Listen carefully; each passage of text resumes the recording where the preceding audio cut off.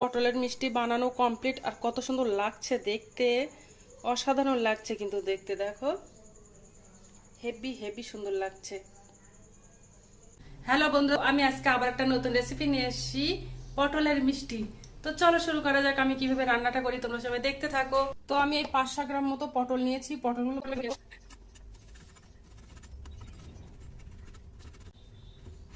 দেখেছো, এই পটল ছিলছি। এখন প্রচন্ড গরম পড়ছে, এত গরম পড়ছে তো বলার মতো না।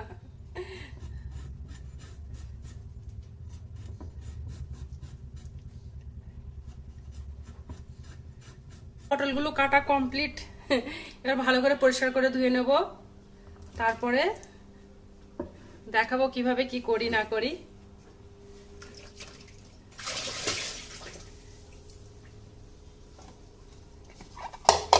পরিষ্কার করে ধোয়া কমপ্লিট।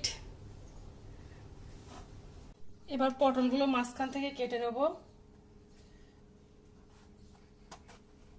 এখান থেকে এগুলো বার করে দেব।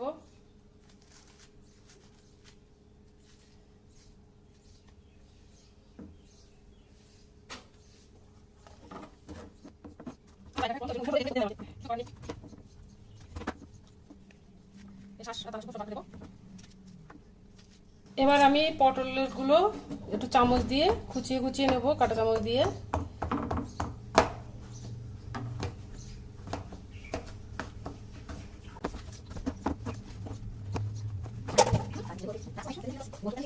এবার সব পটলগুলো সব ছিদ্র করে নিয়েছি, দেখতে পাচ্ছ একটা কাঁটা চামচ দিয়ে ছিদ্র করে নিয়েছি সব। এবার একটা কড়াইয়ের মধ্যে জল দিয়েছি, আর কিছুটা পরিমাণে চিনি দিয়ে দেব।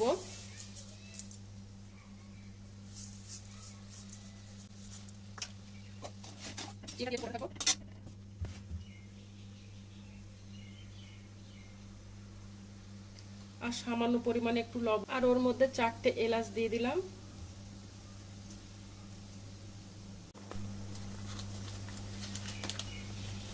আর এই জলের মধ্যে আমি 1 চিমটে ফুড কালার দেব, 1 চিমটে পরিমাণে।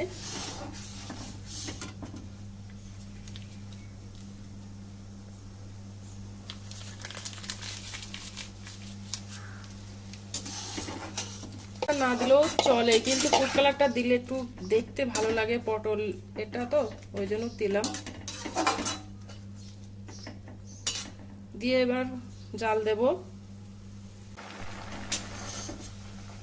পটল চিনি রসে জাল দেওয়া হয়ে গেছে, এবার আমি সেকে সেকে তুলে নেব পটলগুলো।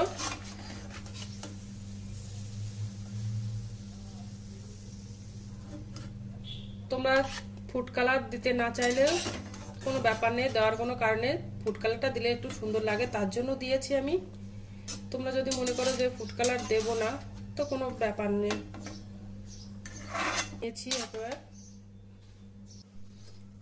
এবার আমি দুধে ছানা কেটে নেব। তো আমি একটা গোটা লেবু রসটা দিয়ে দেবো, দিয়ে ছানাটা কেটে নেব।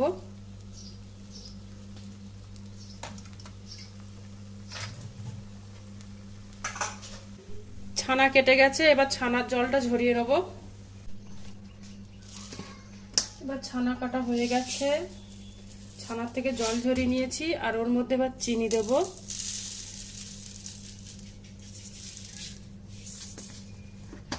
দিয়ে এবার ভালো করে মাখিয়ে নেব।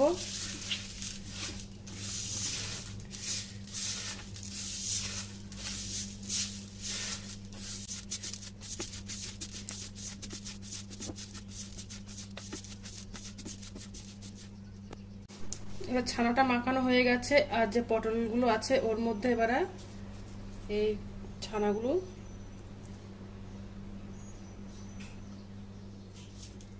দিয়ে দেবো।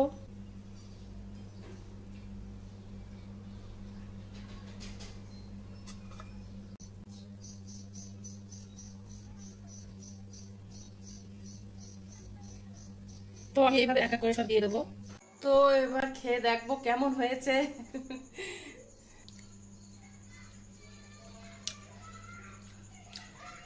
হেবি সুন্দর হয়েছে।